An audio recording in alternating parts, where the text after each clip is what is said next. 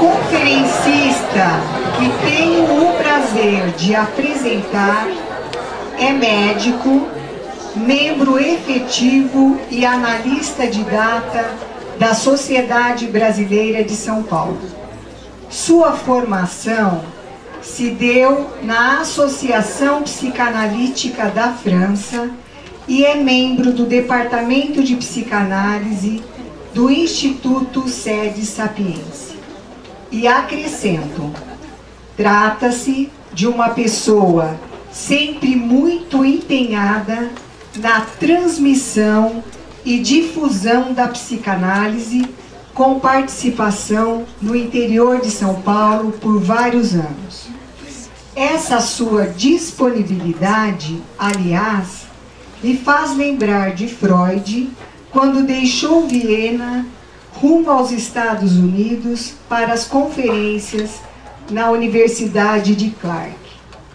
Ressalto também que este nosso conferencista convidado teve um papel extremamente importante no estabelecimento do vínculo da psicanálise francesa e brasileira, participando de vários colóquios. Por tudo isso, nos sentimos gratificados pela sua presença e por todo o conhecimento que poderemos vivenciar. Seja muito bem-vindo, Dr. Luiz Carlos Menezes. É muito gratificante tê-lo conosco.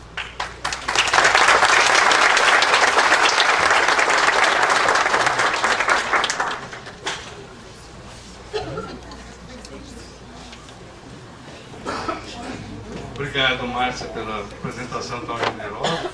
Comparação com Freud, com o ego lá em cima. Isso é um pouquinho menos, né? Falar do texto do Freud, pelo menos, o mesmo texto que a Camila comentou, é uma proposta, né? De comentar. Então, algumas coisas vai haver, talvez, superposições, mas são sempre, tem sempre variações que pode nos dar abertura para a gente prosseguir a discussão que eu assisti antes, estava tão promissora.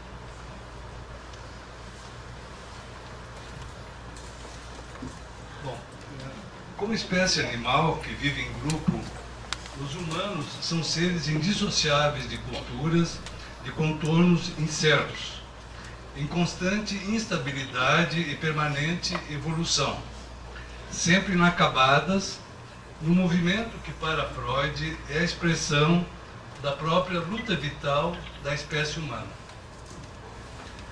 Luta cujo desfecho, cujo desenlace está em aberto. É com esta afirmação, em forma de pergunta, quem pode prever, que o autor conclui a sua obra O Mal-Estar na Civilização. Já outros animais, como as abelhas e as formigas, que vivem também em grupo, mas têm uma organização estável e definida, onde o lugar e o comportamento de cada indivíduo está desde sempre perfeitamente estabelecido, esses não estão expostos a uma luta cultural como a nossa. E, no entanto, nota Freud, nenhum ser humano parece querer estar em qualquer dos papéis, com aquela ironia típica dele, destas organizações impecáveis, nem na do operário, nem no de rainha.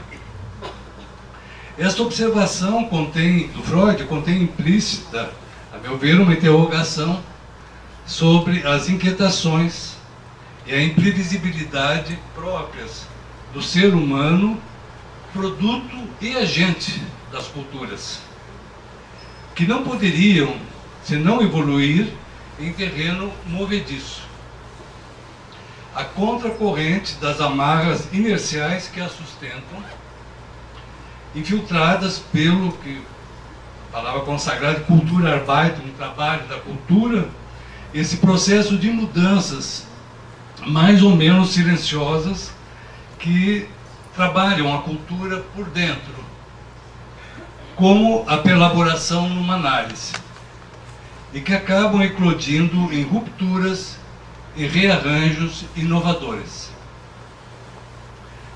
Nesses grandes conjuntos socialmente organizados, em que há algumas dezenas de milhares de anos, o Homo sapiens foi lançado na aventura civilizatória ao surgir como ser de cultura e de história.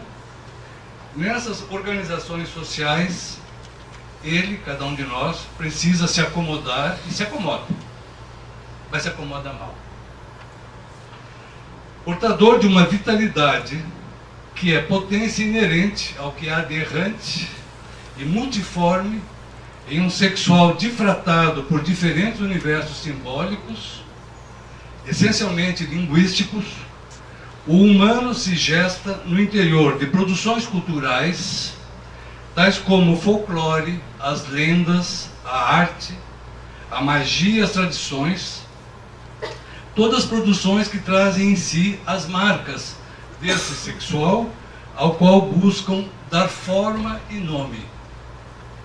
Penso num mundo fascinante e maravilhosamente sensual que foram e são, em toda a crueldade de suas práticas, as inúmeras religiões criadas, já criadas, desde o fundo dos tempos, para dizer e circunscrever a violência do sexual, o que Freud chama de impulso erótico interno, esse livro. Impulso que sustenta o que ele chama de improvável vínculo social. Improvável vínculo social entre os membros da comunidade. As culturas, no que elas engendram, são capazes de propiciar satisfação pulsional e prazer, pela criação artística nas práticas sociais, danças grupais, músicas, rituais, jogos cênicos, na pronúncia de palavras sagradas, ritos eróticos de iniciação e de passagem, pelos quais, ao mesmo tempo, se dizem, em sua origem, as proibições essenciais dos tabus e das prescrições religiosas. Elas dão rumo, essas formações culturais vão dando rumo ao sexual, constituindo, segundo Freud, a matéria dos sonhos e dos sintomas, como herança imemorial de todas as culturas, desde os tempos primitivos. Com a concisão de um sonho, Freud figurou a origem das organizações sociais, da ligação entre seus membros, da moral, do sentimento de culpa e da religião, em uma cena de sangue e de sexo, em um crime passional de parricídio, seguido da devoração do corpo da vítima com a participação de todos. Este evento teria sido, desde então, ritualmente rememorado em grandes festas totêmicas. A nostalgia do pai amado, odiado e admirado, promovido à divindade totêmica, estaria na origem, incessantemente retomada, do sentimento de culpa coletivo que sustenta a moral e a religião com suas divindades, guardiãs da lei fundadora. A proibição de matar alguém do mesmo clã e a proibição do sexo no interior do clã têm juntas o valor de pacto fundador da comunidade cultural, inscritos no cerne da legislação que a constitui e que a mantém. As renúncias, incidindo sobre esses poderosos instintos, as pulsões sexuais e as pulsões de destruição, representam o custo que os indivíduos são obrigados a pagar pelo benefício de pertencer à comunidade cultural em que se constituem e em que vivem. Estão assim condenados, nós, em nossa busca pela felicidade, sempre provisória e circunstancial quando acontece, a um tanto de insatisfação e de hostilidade contra os processos civilizatórios, como tentação de uma volta à selva, aos fueros, diz Freud, essas reservas sem lei que os indivíduos carregam em si no miolo da vida psíquica, como fonte perene de suas fantasias. Ou seja, os ganhos do processo civilizatório de seus ideais podem levar e têm levado a conquistas valiosas para as pessoas, mas são indissociáveis de um aumento de esforço e de exigências, em termos de um a mais de recalque. A pressão superegóica e o sentimento de culpa dela decorrente é intensificada pelo recalque adicional, já que toda renúncia à agressão dirigida para fora se volta contra o eu. Explica Freud. As sociedades humanas são, portanto, cimentadas pela culpabilidade, causa e consequência das renúncias pulsionais, que os avanços civilizatórios exigem dos indivíduos que nelas vivem.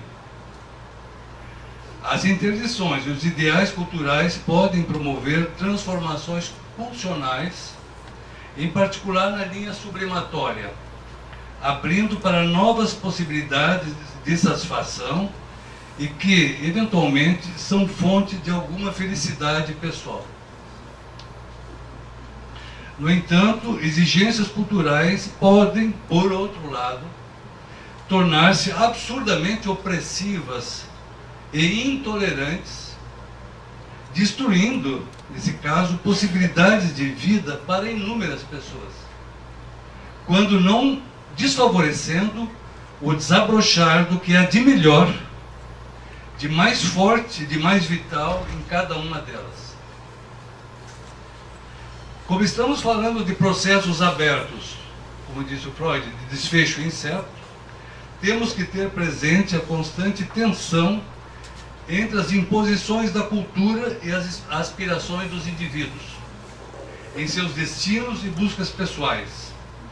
Os valores e a moral coletiva são frutos do contrato social, definidos de acordo com as mentalidades e as épocas, podendo evoluir em diferentes direções na medida em que são questionados pelo trabalho de pensamento e na medida em que possam ir se impondo pela evolução nas relações de força no campo social em favor das tendências com perspectivas inovadoras.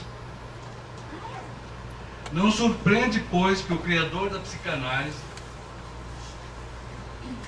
invenção que com suas descobertas trouxe mudanças de perspectivas tão radicais, tão amplas e tão profundas sobre a natureza humana e o sexual que a habita, não surpreende que ele tenha sido levado a fazer críticas contundentes à moral sexual do seu tempo.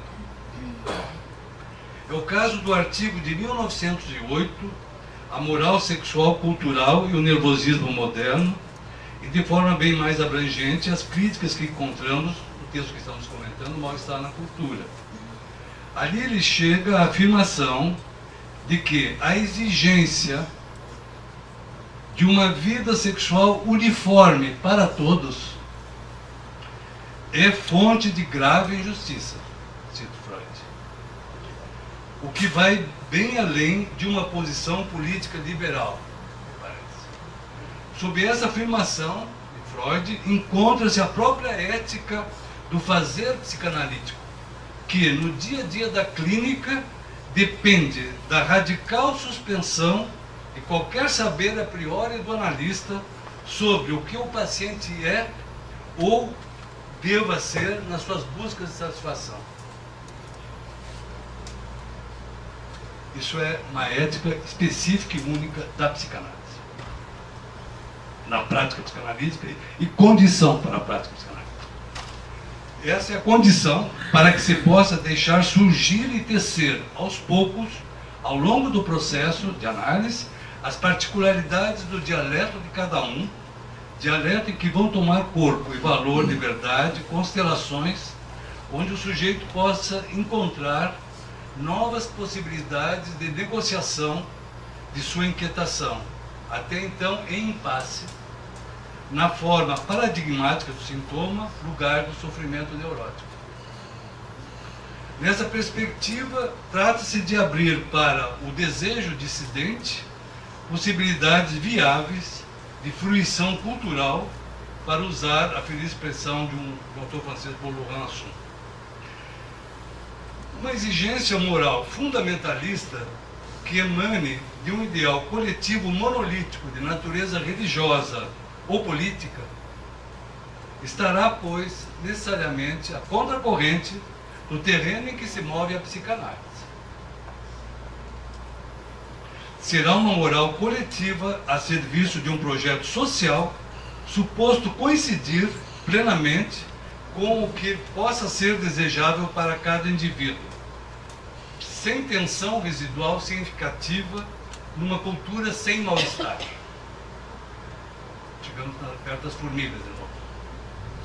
Como escreve Freud, quase parece, cito ele, que a criação de uma grande comunidade humana teria êxito maior se não fosse preciso preocupar-se com a felicidade do indivíduo. Nesses projetos uniformizadores, a miséria neurótica é ignorada, sendo reduzida à mera infelicidade comum. Comum para todos e, por isso, capaz de ser suprida, nessa vida ou na outra, pelo poder redentor do projeto cultural, político-religioso vigente. As 1000 virgens para o terrorista fanático jihadista, o novo homem para o comunismo, ou em outra perspectiva, a da pureza racial para o nazismo. São culturas supostas tudo ter e tudo poder prover numa vocação totalitária e, portanto, opressiva para o ser humano. Estas, embora estejam sempre passíveis da tentação, as pessoas, da tentação pelo gozo narcísico próprio da massificação, condição em que nada falta, os humanos em geral, como já foi dito, apesar da tentação narcísica, tendem teimosamente, por outro lado, a não invejar o destino, digamos, impedivelmente neutro das formigas e das abelhas. Há nas culturas, sim, ideais sociais, religiosos ou políticos, em que nos inscrevemos, e que se inscrevem em nós, que operam em cada um de nós como valores civilizatórios, norteadores do nosso ser, mas em relação aos quais, não raro, nos flagramos penosamente aquém, aliás, daquilo que queríamos ser. Já uma cultura totalitária favorece a regressão dos ideais do eu, individuais, para uma crença coletiva massificadora e homogênea, em que cada um como que coincidiria com o conjunto dos demais, toda insuficiência sendo atribuída a algo ou alguém considerado de imediato como estranho a ser excluído e eliminado. Impõe-se um estado de alerta e de suspeita em relação à ameaça do grande perigo representado por qualquer diferença ou divergência. E esse estado de alerta é o preço, em medo e violência, da plenitude alienante de uma cultura totalitária. A singela imagem que Freud evoca para dizer uma relação de relativo equilíbrio entre o indivíduo e o seu campo social é o do planeta, que além de girar sobre o seu próprio eixo, gira também em torno do astro central. O curso, que o seu eixo seria o seu caminho, o caminho individual, e gira em torno do astro central, que é o curso evolutivo da humanidade, da cultura no qual o sujeito está inserido. Já as condições culturais massificadoras evocam mais uma figura tenebrosa da astrofísica, a do buraco negro, pois nelas a equação indivíduo-sociedade se desequilibra pela eliminação de um de seus termos.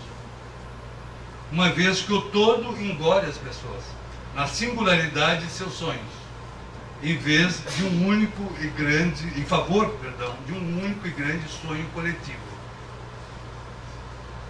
Embora o quadro familiar da astrofísica em 29, 30, Freud fosse bem mais ameno que aquele que conhecemos hoje, podemos dizer em favor do autor de Mal-Estar que a sua metapsicologia naquelas alturas abarcava já um cenário nada ameno da vida psíquica.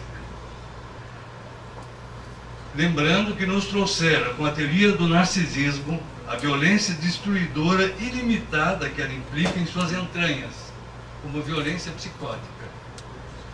Desta, a sua psicologia das massas é um desdobramento ao qual acabo de me referir.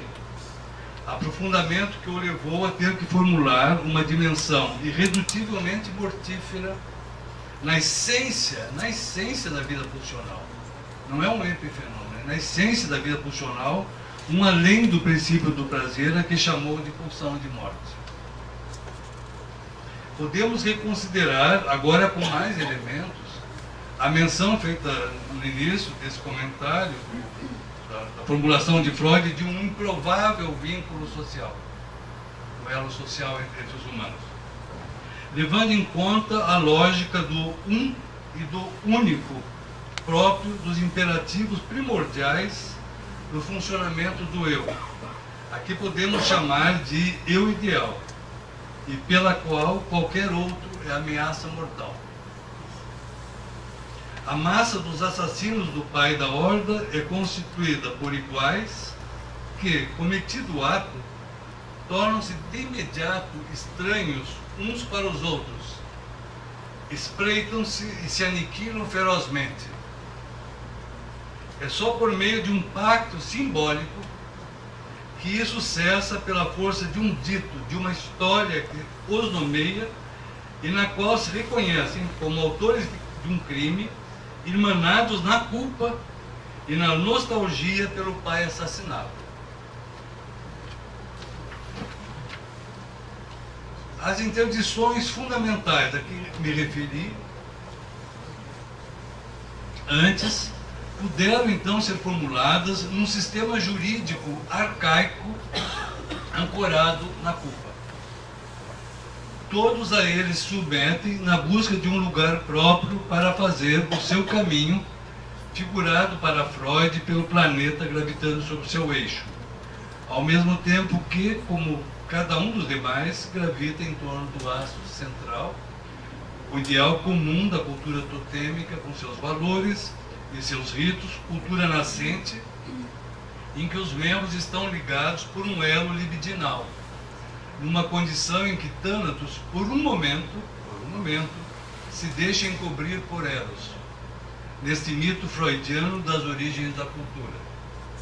Quietude essencialmente instável, pois nela está inserida, expressão do Freud, a luta vital da espécie humana, na forma de luta histórica, cultural, civilizatória, de desfecho incerto. Zygmunt Bauman, pensador contemporâneo em O Mal-Estar da Pós-Modernidade, escreve, na linha de alguns comentários feitos acima, que, cito ele, a modernidade viveu num estado de permanente guerra à tradição, legitimada pelo anseio de coletivizar o destino humano num plano mais alto e novo, para as grandes utopias do século XX, a que eu me referi antes. Referindo-se ao século XX, as ideologias políticas totalitárias que estiveram no centro de sua história. Ele usa a imagem da limpeza, da asepsia, central em todo o progresso humano na modernidade, no qual o propósito dos purificadores articula-se pela necessidade de eliminar as impurezas, ou seja, operando precisamente dentro da lógica mortífera do eu ideal, mencionada há pouco.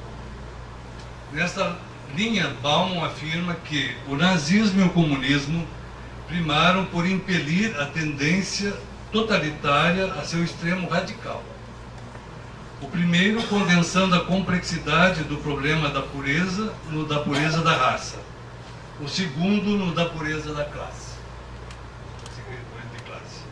Na pós-modernidade, o autor identifica, cito ele, uma permanente pressão para se despojar de toda interferência coletiva no destino individual. Uma virada para o extremo. Para desregulamentar e despojar, com o que ele chama de nova tolerância pós-moderna e de seu suposto amor à diferença. Esta, no entanto, é movida pela mesma lógica purificadora de segregação e de eliminação da diferença, a partir de ilhas ou ilhotas sociais de maior prosperidade, com uma ideologia modelada em sua pobreza por uma cultura consumista frenética e cheia de alternativas em acelerada renovação. Aqui chego até onde me foi possível ir nessa leitura, citando uma passagem de Freud no Mal-Estar, escrita pelos ecos retroativos que nela encontro, com essas observações citei brevemente aqui, do Bauman, né? E só que escrito não em 30, mas em 1997, é o livro do Bauman. Eu vou citar uma passagem do Freud, onde vê alguma ressonância, o Freud 1930. Diz o Freud, além das tarefas da restrição instintual, para as quais estamos preparados, surge-nos o perigo de um estado que podemos denominar a miséria psicológica das massas. Tal perigo ameaça sobretudo quando a ligação social, Freud se preocupa aqui com a qualidade da ligação social. Eu acho que isso estava na discussão, talvez vai discutir. É estabelecida principalmente pela identificação dos membros entre si e as individualidades que podem liderar não adquirem a importância que lhe deveria caber na formação de massa. Então, ele se preocupa pelo elo social, vamos dizer, entre si, narcísico, sem muito ideal, sem muito compromisso. Fim de citação. Então, conclua essa parte, uma identificação fundada em valores e práticas sociais instáveis, cambiantes, torna o vínculo social frágil e remete a uma necessária precariedade nos ideais culturais. A situação pós-moderna atual. E a aceitação sem limites das diferenças mostra-se inconsequente. Essas são aceitas desde que se mantenham à distância, desde que com elas também esteja assegurada, com essas diferenças, uma recusa de toda ligação que não seja fugidia. É preciso garantir que toda relação é fugidia. Bom, eu não sei como é que está o nosso tempo, mas... 20 minutos para quê? Para eu falar? Então eu posso... Dá para avançar mais um pouquinho? Se querem, eu estive desenvolvendo esse tema. Isso foi uma apresentação que nós tínhamos feito, uma ponto de partida disso, foi uma... Você falou, a Luciana tinha organizado. A Luciana tinha organizado um evento que o Canelas e eu, cada um falava meia hora, né, sobre o mal-estar. Então até que eu fui. Mas acontece que tem coisas que me trabalham há muito tempo e eu continuei trabalhando, vou continuar trabalhando, diz respeito à questão da intolerância e do tema principalmente do sofrimento de origem social, quer dizer, o fato.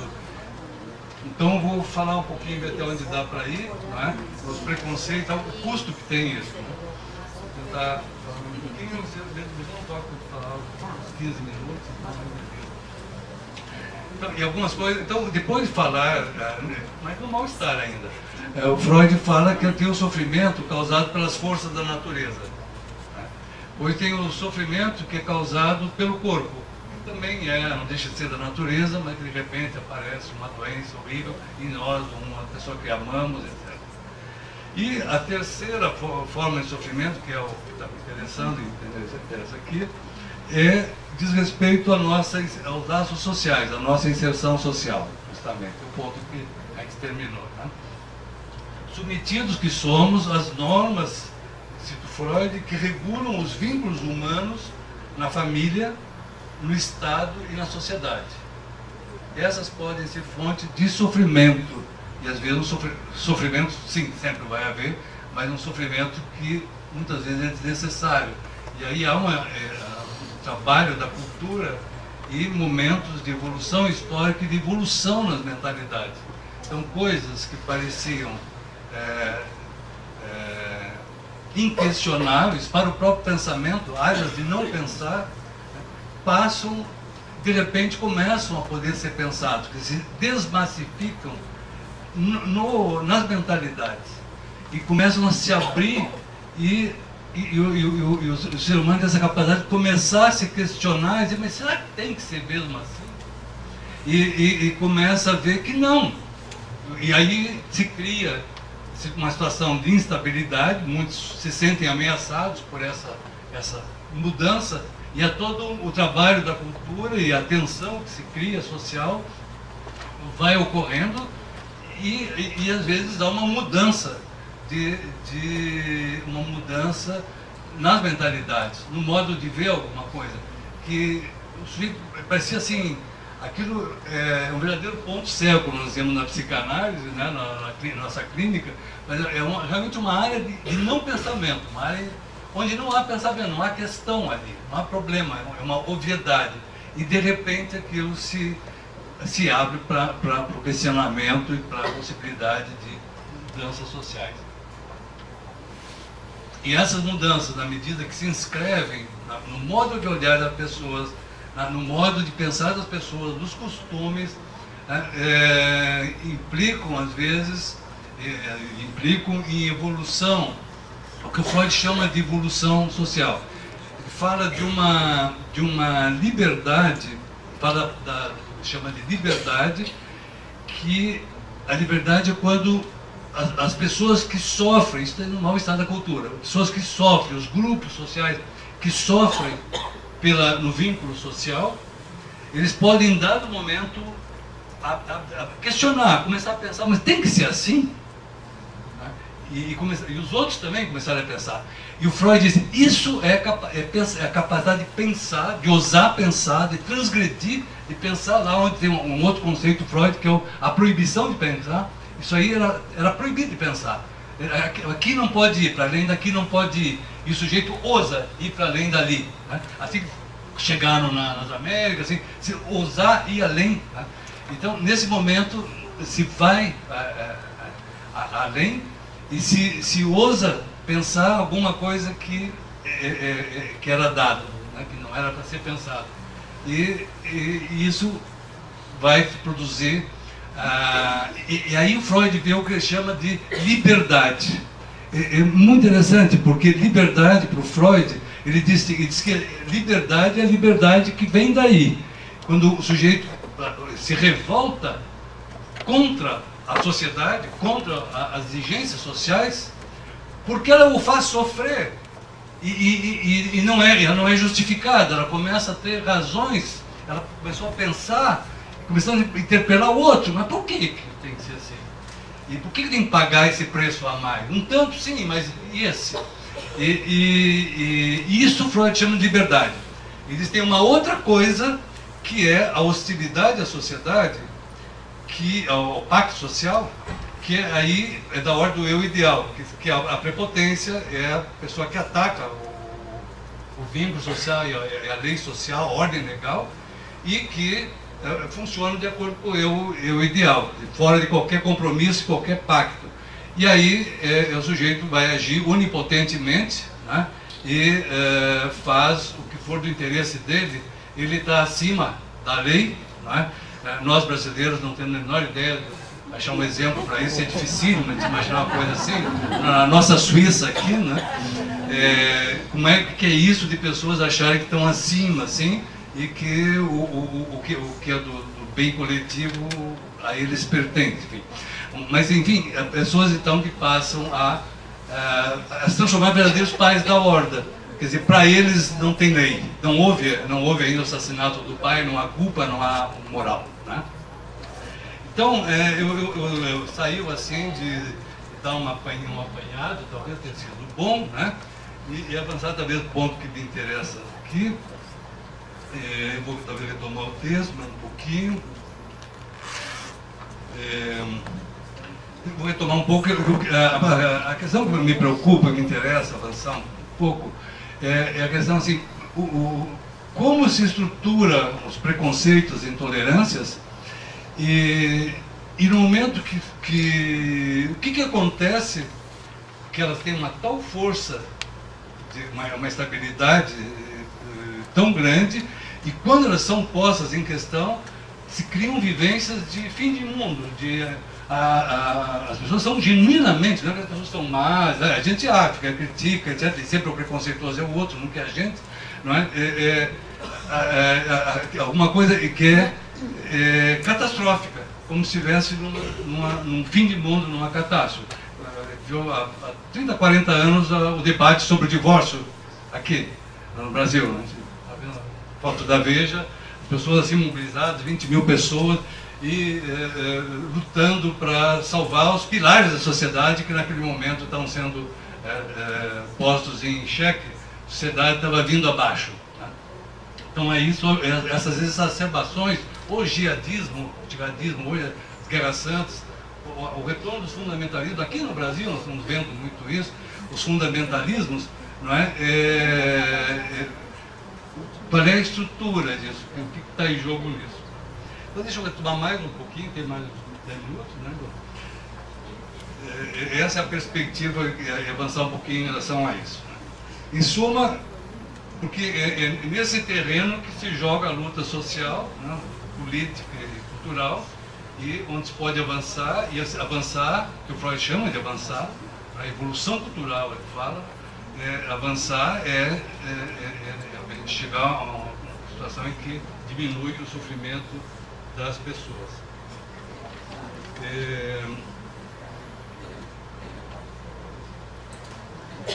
Eu peguei um fio importante, assim, eu peguei um fio para ilustrar isso, nesse último, eu falei de divórcio agora, mas nessa linha, nesse último século, a questão das mulheres.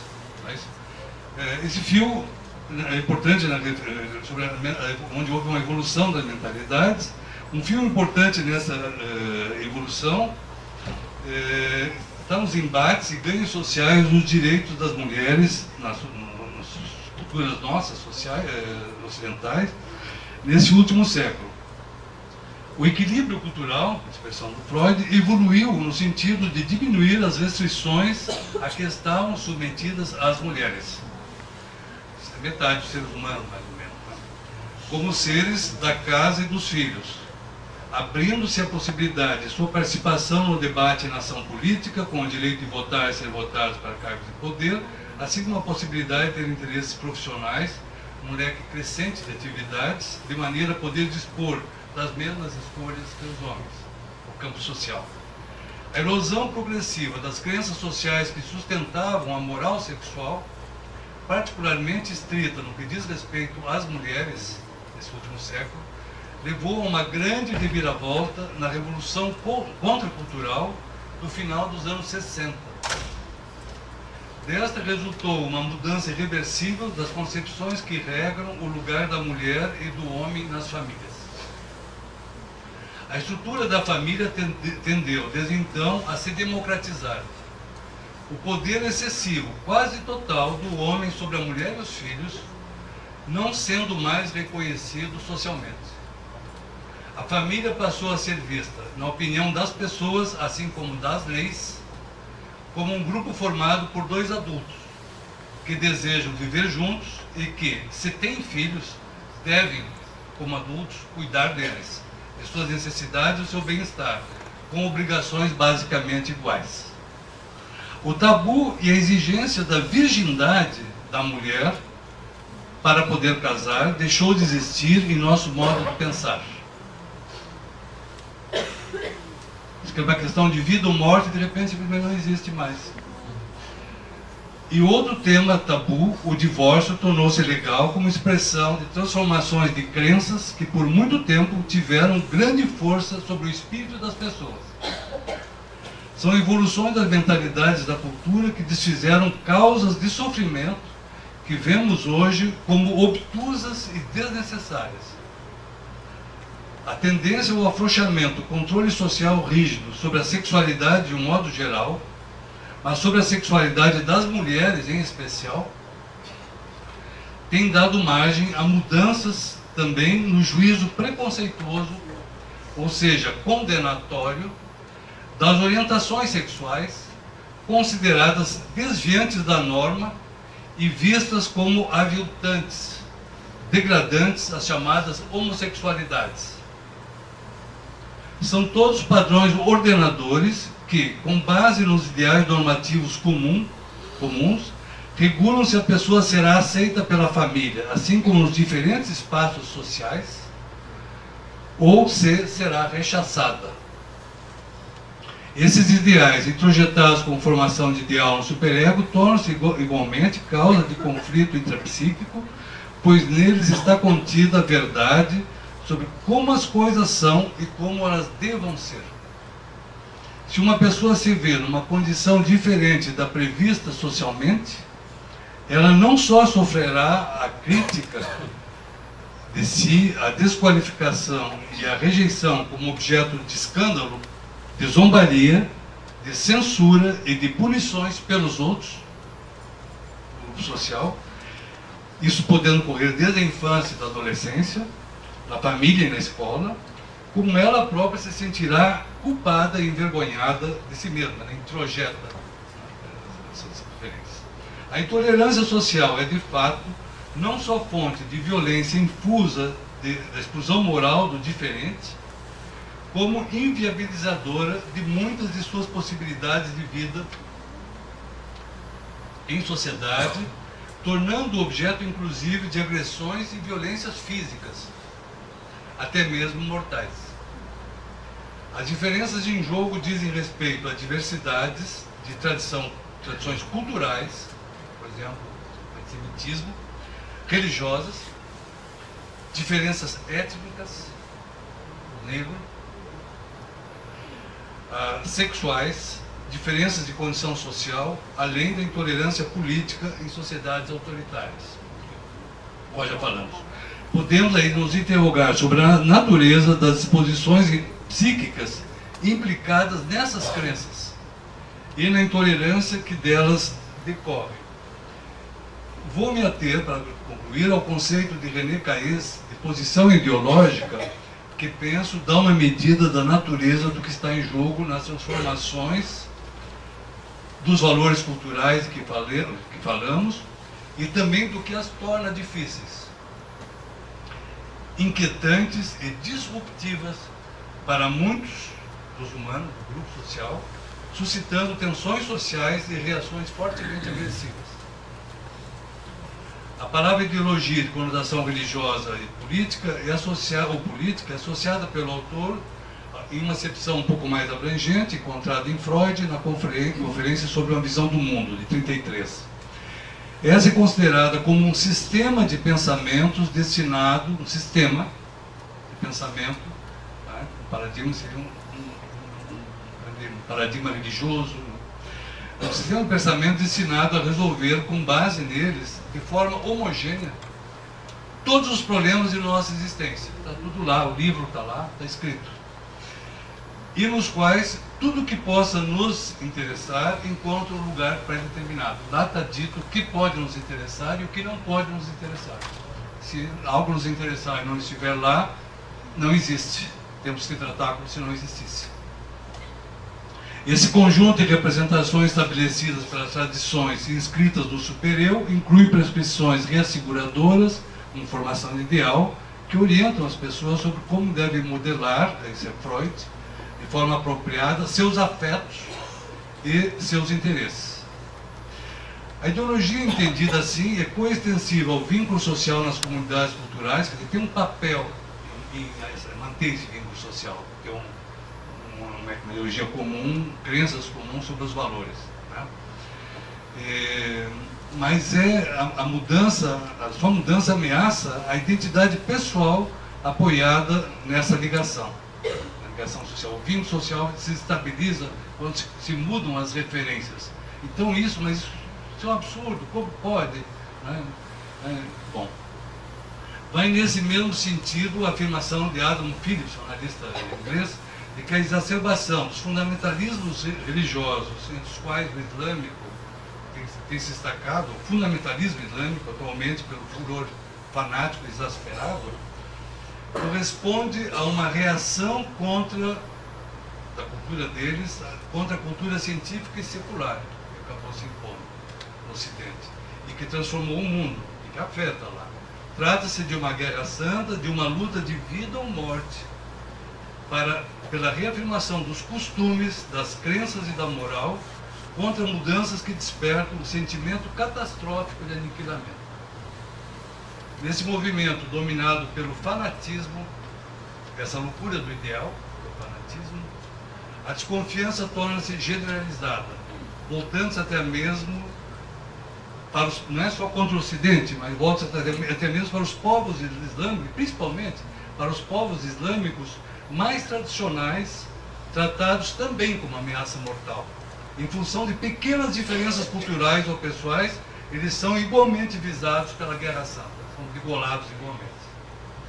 A posição ideológica é modulada por Keyes entre a referência do eu ideal e a referência ao ideal do eu, na linha do que eu vinha expondo, eu passo. Para concluir, já a posição ideológica radical, a posição ideológica que sustenta o ideal do eu, a questão não é a ideologia, a posição ideológica, os valores, as crenças, os valores morais, mas é como o sujeito se relaciona com eles, qual é a mobilidade que o sujeito pode ter e o grupo. Né? E pode ser uma posição como se fosse o ideal do eu, mas o ideal do eu dá para ter diferença, dá para dialogar, ou então uma posição ideológica radical, ideológica radical, que é regida pela lógica do funcionamento do eu ideal, que eu falei antes, baseada em certezas absolutas. Não tolera nenhuma transformação, nenhuma modulação é possível, nenhuma nuance. Afirma-se contra a incerteza, é um anteparo contra a incerteza, um estado de angústia tão disruptiva, né? É um anteparo contra a incerteza e o desconhecido como um pensamento contra o pensar, ou como uma autêntica inaptidão a pensar, a expressão da Hannah Arendt, que eu acho, autêntica inaptidão a pensar. O sujeito fica em estado de pavor de pensar. Quando nós nos tornamos por um momento fanáticos ou fundamentalistas, ou quando vemos isso, eu acho que nós estamos vendo isso, vamos ver isso nos próximos, muito breve, entre nós mesmo no nosso país. Mas vemos pelo mundo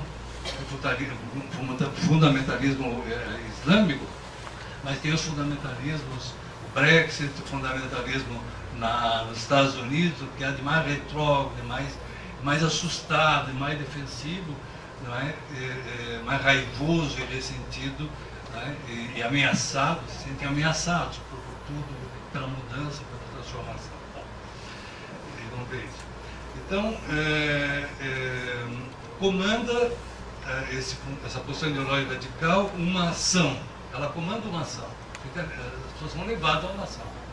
E a uma justificativa. A ação é auto-justificada. Por exemplo, a terrorista. É imperativa, desconfiada, não admite nenhuma diferença. Vai contra tudo que nós vimos falando o tempo todo. Não admite nenhuma diferença, nenhuma alteridade e impõe proibições de pensamento. Tem coisas que não podem ser pensadas. Não é faladas, pensadas. Está subentendida por angústia de aniquilamento iminente e por fantasias grandiosas de tipo paranoico. Podemos perceber, podemos perceber que em nós e entre nós, esses dois modelos de funcionamento são operantes entre o eu ideal e o ideal do eu, na relação com o ideal, tensionados um em relação ao outro.